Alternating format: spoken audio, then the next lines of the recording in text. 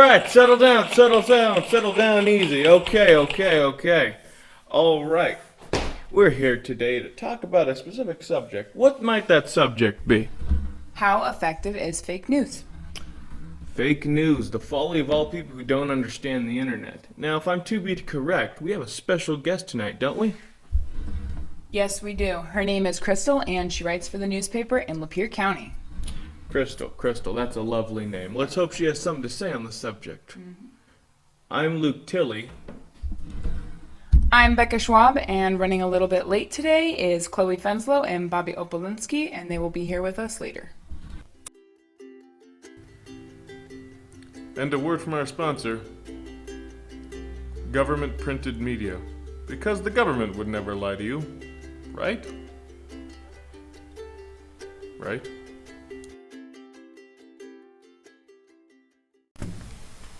And we're back. Thank you for listening to our sponsor. Looks like these two just made it down here. So Yep, hi, Bobby guys. Opoleski here. Glad we can make it. It's Chloe Fenslow. We're sorry that we were late. Let's get down to business, though. Hey. Okay. Well, I have some very interesting little tidbits I got from the ADL. the Fake Fighting news, for correct? Health. Yes. Well, this is some big boys, so they clearly know what they're talking about, and they're not just being memed. Yeah. Let's get into it. All right, so I'm gonna tell you guys some symbols, and I want to know your feedback about it. Just the good stuff, right? All right. So, Kind of like Does a anyone- Q&A is type anyone deal. familiar with the peace sign? Sticking your two fingers up, middle and pointer. Right? Yes. Yeah, it's kind of like a goodbye scenario type Thumb thing. would be right inside your palm, something like that. Maybe above the two closed fingers. Yeah. Can we all do Correct. that, right? Correct. Mhm. Yep. Racists, all of you. No, wait, not racist, but you are transphobic, all of you. But wasn't the peace sign made to symbol love? Like love and peace? That's why you're white and wrong.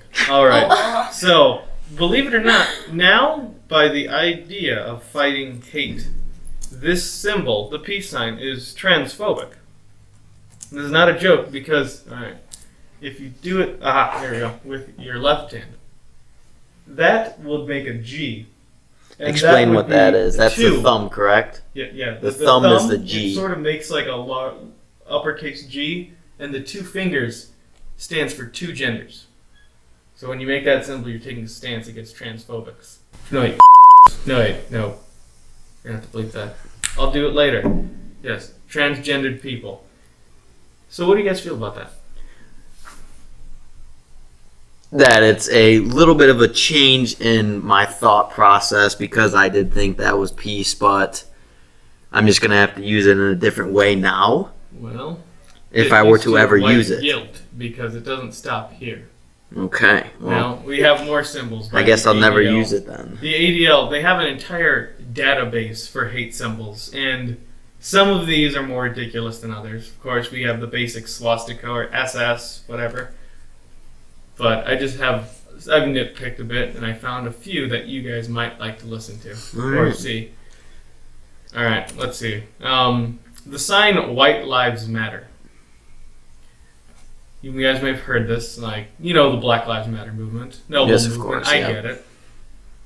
And unfortunately, saying white lives matter as well. The inclusion of white people being mattering, right? Well, does all life matter, would you say? Yes. All life does matter, correct? White lives matter is racist, in fact. Yes. And, the white devil needs to know that no one loves them. Okay.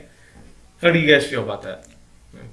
Keep in mind, if you guys don't hear it, they are white. So, I believe I am a nice mediator between the two here. Let's go into it. Bob? Well, I think we should just drop all these slogans and all lives matter. No Black Lives Matter, no White Lives Matter. Drop those, all lives matter. That's my take on it. That's also racist. Everyone is equal. Yeah, That's wasn't that what- the point of the movement is to be created equal? You'd think so, but that's racist. Again, if it sounds a bit ridiculous, this is the sort of the metric we're going off of. What's it called? So again, we were talking about the whole all lives matter, right? You want to sort of drop the whole Black Lives Matter, drop the White Lives Matter. We are all one people, right? Correct. as That's we kind of what I'm identify on. Humans. Nope. If you look at it, there's a lot of signs that say all lives matter, that the movement is also racist. Because it is a protest to the Black Lives Matter protests. So that means saying that all lives matter is against the black people movement. But it's, I'm including them in my movement. That's yeah. But you're standing in their idea. I'm not saying I'm for this. I'm not saying I'm against it. Neither am I, of Mediator. course. In this idea, they state that since that protests, their protest, that you are racist. This is what we're dealing with. That's This very is why confusing. it's sort of fake news. It's because it's just a lot of hysteria that builds up after a long, long time. That comes back. Kind of people want to be top of the chain type So- deal, you know? But when they say it, Hmm. then like when they say they want to be created equal, then it's okay. But when we say we want to create them equal, then it's not okay. You're starting to get it. You know, as long as you just Because let that's your. what they wanted, and chubby equal with us. So now when we say that we want them to Did you be say equal, chubby? No. To be. Oh, be, to be yeah. equal. When Yes. I said I that- do agree with Becca there. I do too. They said like they want to be equal with us. They don't want to be slaves or anything or be treated harshly. They want to be equal with whites. So then now when we say we want them to be equal with us, so then how does that relate to the like north side when they said that they were in favor of it, like creating everybody equal? Does that make everybody in the north racist, but it doesn't make the people in the south racist? You're racist. No. You have great points, and that's sort of what I kind of want to get into. A lot of these are just made from hysteria, and that's why I collected some topics to sort of discuss. So we have all lives matter and white lives matter, and it's okay to be white. Now there is another symbol. I just said it. The symbol, not symbol, but they call it a hate symbol. The sign, it's okay to be white. To be alright with your whiteness is also racist. You need to be on constant 100% white guilt. Think? So just, it's okay to be white. Pretty plain stance, right? The saying, or the statement, The sign. is racist. Yes. Now, there may be context to it, like maybe someone with an okay to be white sign may have said a blasphemous word, but the text itself I don't find very hostile, correct? Yes, I don't believe that. It's not saying I whites are- I don't find it hostile, but in a way I could see how people think it's racist. Just because if Just it because was, it's- it's okay to be, Mexican, people would think that people hate Mexicans and that they're going with them now. Yeah, that makes sense. I understand that. So let's go. So change it's okay to be with anyone else, any other race, So it could be, but it could also be okay too. I feel like it's taken out of context. Yes, it Like could I be. feel like We're starting to understand the world. You guys are still racist, but you're starting to learn better. All right, new symbol. The happy merchant. Now, this is actually racist. I will give it to them. It's very racist, but I just find it kind of funny, because usually white power symbols would have to be simple and to the point, like drawing an eagle or a quick swastika. But no, someone took their time to make this one. For viewers, not viewers, but listeners, it's sort of how you depict a very racist stereotype of a Jewish man. I just find it funny because it's like, if you draw the symbol, it's conveyed to be a, in quote, greedy Jew. yep. Yeah, I don't like that one. No, it's bad. I just sort of wanted to get down away from the ridiculousness. This is true. This is actually racist. I'll give it to him, but it's just kind of funny. It's just a lot of these Because who would symbols are take really their quick. time out of the day to make that? Exactly. That's sort of the thing. All right. 100% racist. sad. 100% racist. All Agreed. hands in? I Agreed? agree. All right, good. Now, next thing. The troll face racist version. So, Jew mad bro. That's the pun. But that's a meme, isn't it? You mad bro is the You is mad, the meme. bro, so they and- switched it. Yeah, Jew mad bro. It's based off a pun. Oh, okay. Yeah.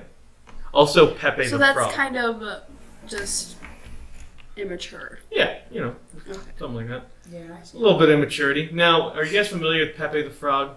No. No. Little YouTube character, lovely little frog guy. Also racist. Wait, you mean the pig? Peppa Pig. No, Pepe the Frog. Also criminalized by this organization, ADL. Now looking at him, I do recognize Yes, him. I Yes, do this- recognize this- it. If you guys look up Pepe That's also on a your phone, meme, isn't it? Mm-hmm. Okay. this guy's Pepe, and he's a racist hate symbol. Why is that? I don't know. I don't have the answers to a lot of these. Here, let's look it up. Like, why would a innocent animated frog be racist? There has to be something behind it. Like, are people making racist memes Here, from For a it? frog? For a frog? Or maybe the frog saying it? Here, let's see. Pepe the Frog is a cartoon character that has become a popular internet meme, often referred to as the sad frog meme by people unfamiliar with the name of the character. The character first appeared in 2005 in the Cartoon Boys Club in that appearance. Okay, Pepe the Frog did not originally have a racist or anti-Semitic connotation. Internet users inappropriated the character and turned him into a meme, placing the frog in a variety of circumstances and saying that many different things. So they just make him say just kind of some racist stuff. And so, inevitably, it all became racist. Yeah, so It's when this it whole came meme. out, it wasn't supposed to be racist or anything. but People made racist versions of it. Yes, and people made it inevitably- into being racist, and Well, it bled into the character as a whole. So now Pepe in general, not just the racist version, is racist. so again, immature people. Immature people, yes. Creating. We can call them trolls Yes, on the internet. creating racist sayings and slogans out of the frog. Yeah. Which is going towards our topic of Fake news. yes. Because Yes. it didn't originate from the cartoon or whatever it was. And the problem with this, I will get into this. The problem with it is when you label these things as like hate symbols, we have to demonize everything about it. So, literally, someone created this character inside of a show, I think, and they made him just a tiny racist guy, a tiny racist frog. And that's what I'm kind of angry about, because people don't know how to take a joke nowadays, I believe. I would Yes. agree, yeah. Yeah. Next symbol, okay, you guys might like this one. Yeah, we got into White Lives Matter now. Is anyone familiar with a character named Dylan Roof? No. Alright, now I'll go into Dylan Roof a bit. For Dylan some Roof, reason. No, I mean, I 2015 might. attack on the Emmanuel AME Church in Charleston, South Carolina. He's a shooter. Yeah. And he writes The premises. bowl cut. The bowl cut. Yes, so you remember. I do remember. So, let's go. Since 2017, however, an increasing number of mostly young teenager white supremacists have not only applauded Roof's attack, but have openly promoted him as a hero.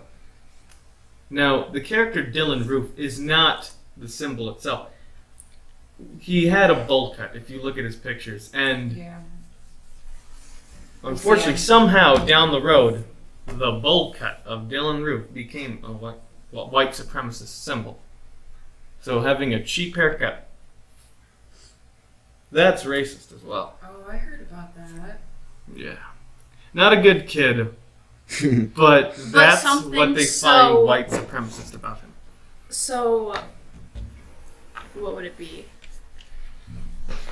You can Irrelevant to the topic, I guess. very much so, unless His his white haircut. supremacist was fueled by the bowl cut. Exactly. Can we test that out? Like, if I were to give one of you guys a bowl cut, can you see if like you'll get more white hate? Yeah, if I'd go walking around and people being scared of me is what you're saying? Yeah. Like- well, no, like literally, if I were to give you a bowl cut, would you just feel more white hate flowing through your veins? No. Well, I'm not a fan of the bowl cut to begin with, but I'm not going to judge someone for getting a bowl cut.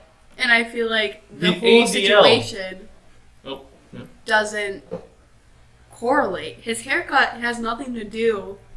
With what he With has what done, he has yes. Yeah, there's some pictures of him doing other things. Why don't they, like, here's one of him burning the American flag. You see that? Dios mío. Oh, there he is. little. But they take the hair. If you But guys they don't have grab a the picture of him, haircut I'll from it. describe him. He has a bowl cut, and he's kind of like a string bean looking kid. He's Yeah. not big. He's skinny as a whip. He's a. And he I had, know. like, why didn't that become one? See his, like, He has his a- hat he has on? And he has a towel over his I head. don't know. I can't So give that you stuff- to it. But, But his that haircut- tons Let's of boys get. Yeah. That's what gets it. This includes using bowl as a part of the screen name, such as bowl trash. Well, Okay. You have something? I can't think of his name, but the actor in News just dropped right now. What? Hold on. Let's see him here. the actor in Who is that? Oh, Dumber and Dumber? That one? Jim Is that who whatever it is? his Carrey. name yes, Jim Carrey. Jim Carrey has just been reported to be a racist. Let's see here. Jim Carrey yes, because apparently in Dumb and Having a Dumber. bull he cut. has a bowl cut. Let's see. Bad man. Jim Carrey in Dumb and Dumber has a bowl cut. So could he be a racist? Let's go into it. Yes. Bad They're not man. even going to do investigation because we already know. He has a bowl cut. Okay, alright. Next white symbol, and this is the last one. Little fun thing to do with everybody. Here, it's kind of really difficult because it's kind of just a play on the peace sign as well. Okay, can someone do this for me? Make a W with your right hand by combining the two middle fingers. Oh no. So you can bring that up if you want. You want to talk about it? All right. Okay, there's Hold- an Wait, symbol will article. have to wait. Yeah, there's an article and it says convicted Charleston shooter Dylan Roof is a child actor John Kristen Grass. But it was after the shooting this came out of a ton of rumors that he's the former childhood star. But again, there's nothing to back that up. It's false. Okay. So Fake news. news. All right. Yeah. So again, they just do it for clicks. They want you to go in on it, and they got me. They got me hooked. I want to know what's this going on about because it's so stupid. But there are people who believe this. Now, all right. Back to the last hate symbol before we get on to a couple of other articles we'll talk about for a tiny bit. Let's do the white power hand sign. Now, you may want to do this. You'll have to stand up your right hand, put it in the OK, except all three of your pinky, middle, and what's this one? And for you basketball players, it's the symbol you make when you shoot a three and splash it. Yeah. All right. Lower it, and you'll make a P-looking thing. Then take your left hand and combine the two middle fingers and your pinky and pointer and separate them. Then you'll make a W with it, and with that you make white power. White power. And for you football fans, it's the symbol Winston made when he was eating his win. Okay. Yeah. Okay, I see, Alright. I see. I get it. That's with your left Oh. hand. Dang it! I almost forgot. Can I talk about one more hate symbol? Just one more. Go Yeah. for it. All right. Let's throw that So one in cross there. your fingers like this. Isn't this like a promise or like no crosses count? No, it's racist. You just showed your racism. What does that mean though? All right. Because Well- isn't like Combine your fingers, and you notice that they loop around, right? yes. So little, like the make a promise type symbol. That is racist due to the fact that you are actually spiraling your fingers together like DNA. You know how DNA sort of spirals, Yeah. making a code of DNA. That is also racist because you are referring to pure gene Aryan blood. White power. Again. White power. Yes. Okay. So what do you guys think about that? In I always conclusion. thought that innocent symbol that turned into something so bad was when you do like a pinky promise. Speak up. When you do a pinky promise, you know? Yeah. And you And can't then you can't hold it behind your back. Yeah. Crosses count. can't, You 'cause know. that's crosses count. You say Yeah. no crosses count, but racist. Crossing your fingers, your pointer in your middle, is racist now. And we can thank many people on the internet goofballing around and interviewers and real news companies taking it seriously. And this is kind of why I took a stance against most news, in fact. Because it's just field nonsense a lot of the time. It's a boy who cried wolf situation. One day there will be Nazis, and we'll think that they're just common people. Later, there's just gonna be like some like sign when you give a high five to somebody, and then you're actually, Or a thumbs up. I Racist. guarantee you there's something wrong with the thumbs or even up just symbol. like there's gonna be somebody that's actually racist, and they do something like they just like move their hair, and now you do that, you're racist because they did that, and it's gonna be something stupid. Oh shit. Thanks to the internet. You have to bleep that out now. I will. I don't think they heard me. Let's be honest. Let's be quiet. All right. So I'm gonna look up now.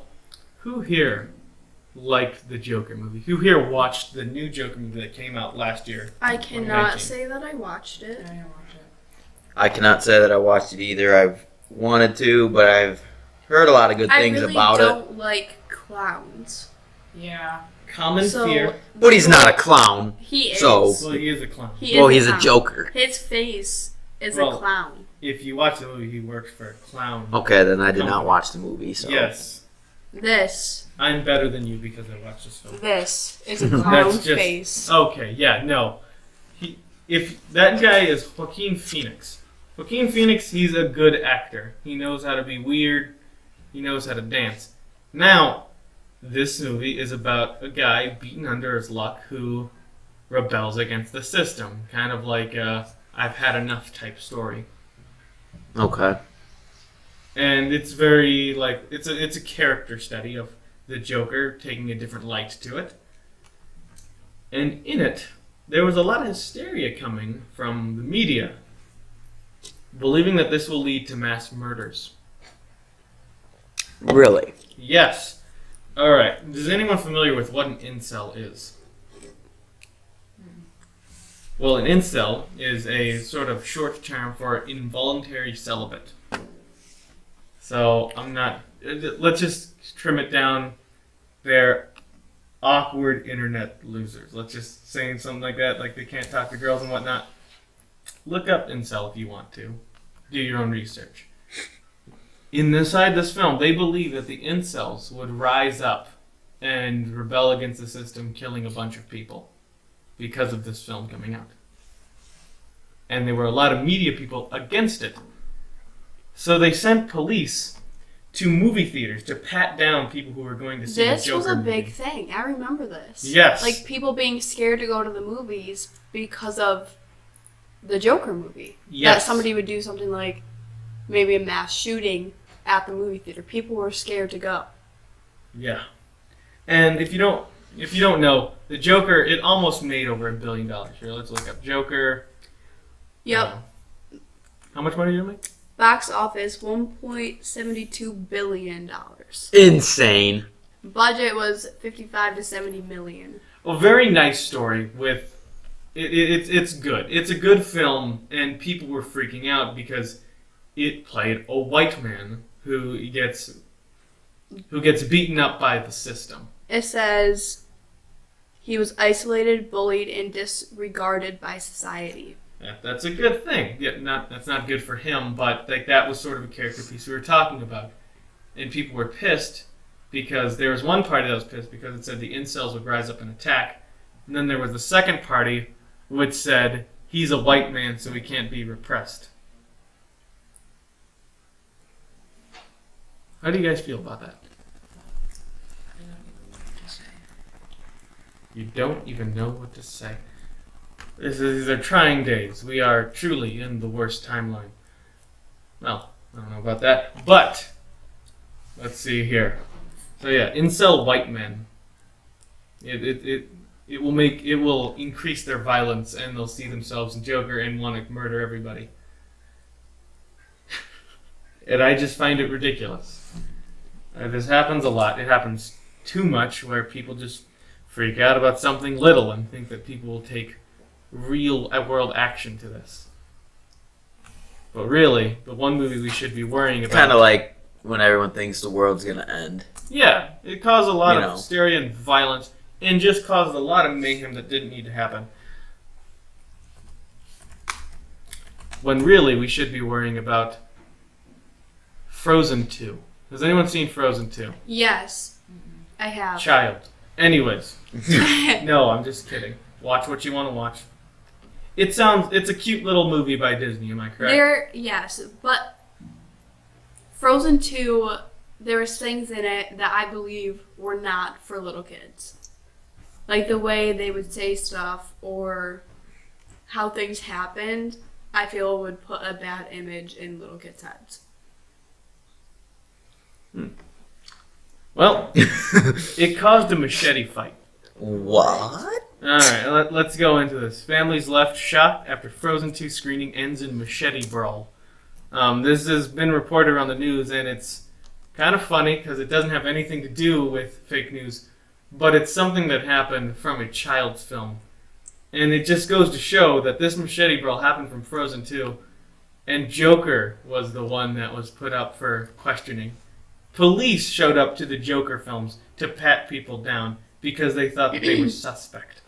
It was teenagers that did it. There was 5 teens arrested. Machete.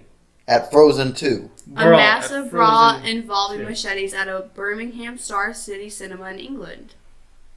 Yeah. Huh. Real happened. Now, so, should we condemn Frozen 2 for starting machete fights? Raise your hand if you think that we should condemn Frozen 2 for starting machete fights. I don't even know how to go about this right now. So, in the same context, can we condemn the Joker film to start incel violence? Anyone raise your hands? No one raised their hands because no one believes in this stuff. It's just nerve-wracking for me. Anyways. So, Stressful. Okay, we should probably get rid of some of the stories and let's head on into the interview. Crystal, right? Yes, Crystal.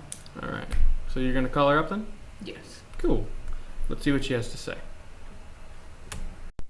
And we're back with Crystal. Hello, Crystal. Thank you for being here today. Hi, thank you so much for having me. Crystal writes for newspapers in Lapeer County. Let's start with our first question. Being a news reporter, what's your opinion on fake news?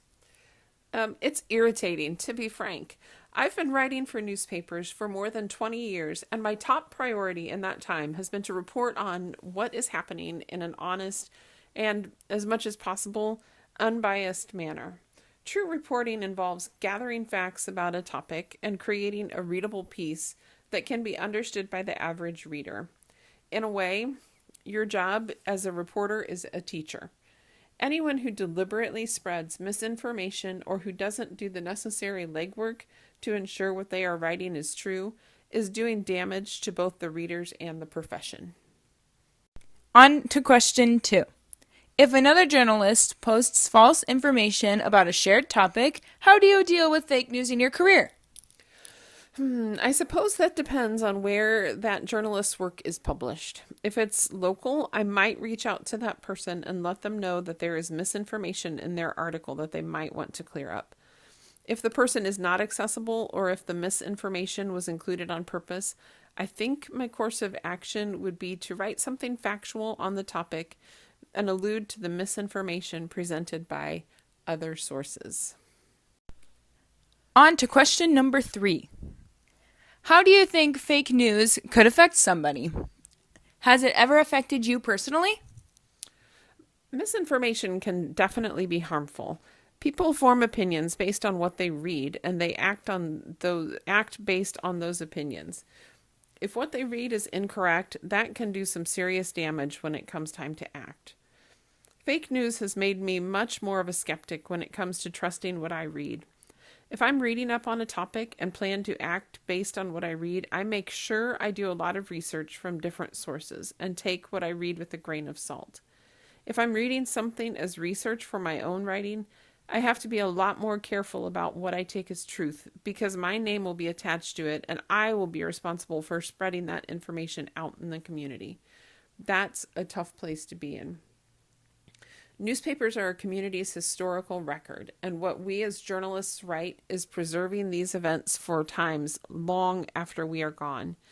In addition, people don't often tell us about it when we're right, but you better believe we hear about it if we are wrong about something.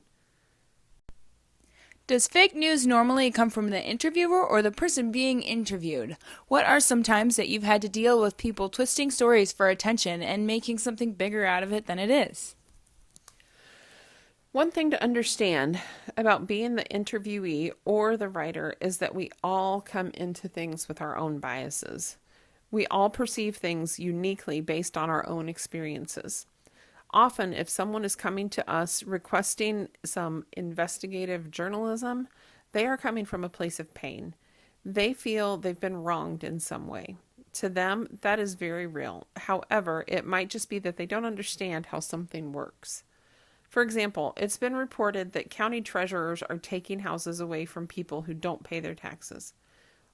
While that's true, and it's very painful for those involved, it's not the whole story. Those reports left out that the people have had 3 years of warnings and that there are programs in place to help. Another example is that people will malign a municipality for putting in a grant-funded playground and not fixing the terrible roads, even though the reality is that those grant funds were only able to be used for a playground and couldn't be used for roads. Fake news reporting would allege that the municipality is frivolously spending on playgrounds when the roads are tearing up people's vehicles. A responsible interviewer will set their own perception aside and form their story based only on the information they get from the sources. And it's essential to seek responses from all sides of the story, not just one. I've personally had to write about things I don't necessarily like or agree with, but the story is not about me, so I do my best to keep my feelings out of it. Journalists have the ability to make their personal feelings on matters known in columns or other publications. However, you have to be careful there too, because once people know your stance on a matter, you could be accused of biased reporting. People love to make the media out to be bad guys, which harms those of us who are doing our absolute best to be fair. Question number 5. Who do you receive truthful information from when you are covering a story? Can an interview come from misinterpretation or from being less informed about the situation? It's key to get both or all sides of the story, and it's always good when appropriate to seek out an expert's input. For example, when we're writing about the flu, we speak to medical professionals. They are the generally accepted professionals on the matter. I also enjoy getting alternate perspectives as well. For example, someone who makes elderberry syrup to strengthen their immune system during flu season. Often I'll identify an area in which people in the community are misinformed, and I will use that as my reason to write a story. Boy, is there a lot of incorrect information out there, and people are willing to hang others based on very little credible information. The LPO page on Facebook is a prime example of how terrible people in general are about judgment and believing things they have exactly no firsthand knowledge about.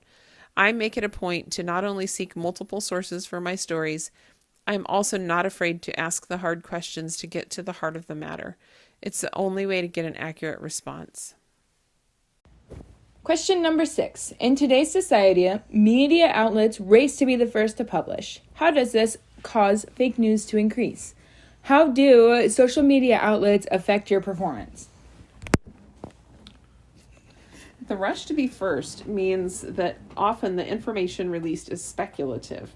They're making assumptions without having the full story. As events unfold, more information comes out that changes everything. The balance between accuracy and speed is definitely tricky, and great care is and should be taken to avoid putting unconfirmed details out there. Generally, you'll see reputable news sources giving attribution to someone at the scene. Something like, the police chief said it's possible that, but that has yet to be confirmed. Less reputable sources will blast the most shocking details as absolute truth, even though it might not be absolutely confirmed. There really is a finesse to it. We want to tell people what we know, and the best way to know is to see it ourselves. I like to do as many of my interviews in person and on scene as I can, because then I can see what's going on with my own eyes and describe what I know, rather than what someone else tells me. You know that old telephone game? By the time the information moves through a few different people, it's changed. Sometimes a little, and sometimes so much that it becomes false. Question number 7. In your opinion, is there both a positive and negative effect on fake news? I'd say it's mostly negative. The positive, I guess, could be that perhaps it's encouraging more savvy consumers to delve a little deeper and ask questions before believing what they're told. I think in the age of the share button, though, news, even fake news, spreads faster than a field fire in an August drought. Question number 8. How do you know if the source is credible? Can you tell a credible source to a fake source? Well, with experience, a writer will learn which sources they can depend on, but there's always caution to be taken when a source isn't your own eyes. I like to look at a lot of different sources on the same topic and determine which parts are generally agreed upon and which seem to be subject to differing opinions. An expert, if possible, is always a good place to go for information. With experience, you'll develop a sort of radar for bad sources. It's not infallible, but it helps. Question 9. What will the outcome be if fake news increases over decades? And what will the consequences be if you use fake news? If fake news continues to increase, I think eventually people will just stop believing any of it, including those that report the truth. I already see some of that happening, and it makes sense. It's hard to know who to trust. There is so much conflicting information out there, and in some cases, both sides have convincing arguments and evidence to back it up. If I was to use fake news as a source, it would destroy the credibility I have worked very hard to build up over the past 2 decades. Once your credibility is destroyed as a journalist, it would be very difficult or even impossible to get it back. Last question. What is the worst or most effective fake news story? What can you do to stop it? The most effective fake news, I think, would be the ones that are well written and appear to have factual backup. I think in order to stop it, we need to be extra careful to keep creating accurate and unbiased news and pointing out the things that don't line up in the fake news. When I see friends sharing fake news on social media, I will often try to share a more reliable form of the same story or something that debunks it. What is amazing, though, is sometimes people don't want to hear that they've shared fake news, and they will take more offense to the fact that you pointed it out than they will to the fact that they believed something untrue.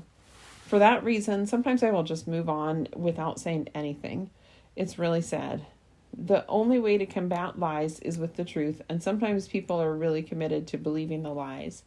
All we can do is our best to stay out of that trap. Thank you for being here today, Crystal. Thanks so much for having me. We very much loved your input.